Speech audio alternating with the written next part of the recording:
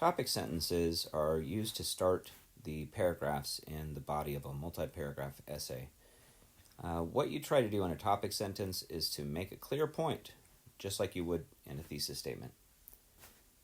So the rules are basically the same as in a thesis statement. The topic sentences need to be on topic. They can't just be about the world in general. We don't want to have general statements about life, about love. We just want to have a specific statement about whatever the content is that's being addressed. For example, the play or the book or the poem. Now you have to take a position that proves part of the thesis statement. So the position needs to be debatable. We don't want to just summarize what happens in a story or state the facts or state things that are too easy to prove because there's no opposing argument. So we make a debatable point. And each debatable point proves a part of the thesis statement. We also need to have a rationale or a reason that the point is true. So what we want to try to do there is to explain what the point is, and then one part of the thesis statement that could be provable. So we don't want to repeat the thesis statement because that is just repetitious. We have already stated the thesis statement in the introduction. What we want to do instead is to try to build an argument that proves that thesis statement. So you start at the beginning, or you start at point A. If your thesis statement has 3 parts to it, A, B, and C, then you begin with part A of the thesis statement. You don't write the thesis in one order with A, B, and C and then start with B or with C. You start in the same order that you began the thesis statement. You also need to have a logical flow. So what that means is the paragraphs need to connect together. A lot of times that means going chronologically, which means in time order.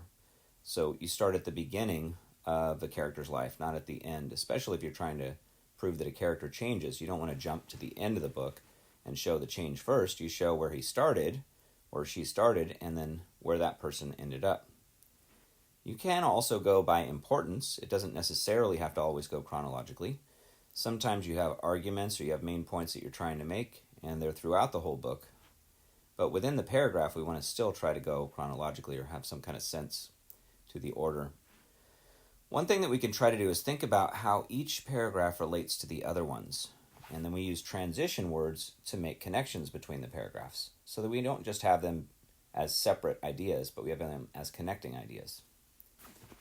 So here are some examples of how we might connect one paragraph topic sentence to the next paragraph's topic sentence. You might continue the same idea. You might have a contrast. You might be going sequentially, or you might have a comparison, or maybe it's just your last point that you're making, so you're concluding. So this is a specific thesis statement for The Most Dangerous Game. In this, we see that Rainsford learns nothing from his experience of being hunted because he murders General Zaroff without remorse. So that's something we're trying to prove in the thesis statement. So in this strategy, what I try to do here is to go with what Rainsford was feeling at the beginning of the story, which was no empathy for the animals that he hunts, to the middle of the story, which is when he's being terrorized by General Zaroff and hunted by him, and he understands what it's like to be the hunted. And then we get to the end of the story where we'd expect him to have changed his ideas on hunting, but instead he doesn't appear to have changed at all. Here's another specific thesis statement for the Cask of Amontillado. It says that Cask of Amontillado depicts a narrator who has lost his ability to feel pity for the man he's plotting to brutally murder because he's become so obsessed with getting revenge. So what we want to do is to show throughout the story that this person has lost his ability to feel pity. So we can begin with Montresor's obsession at the beginning of the story with getting revenge on his enemy. And then we can see in the middle how he actually enacts this revenge and plots it out and brings it to fruition. And by the end, with the actual murder, we see that even he's having feelings in his body of disgust, but that doesn't get answered by his actions. He doesn't stop trying to kill Fortunato.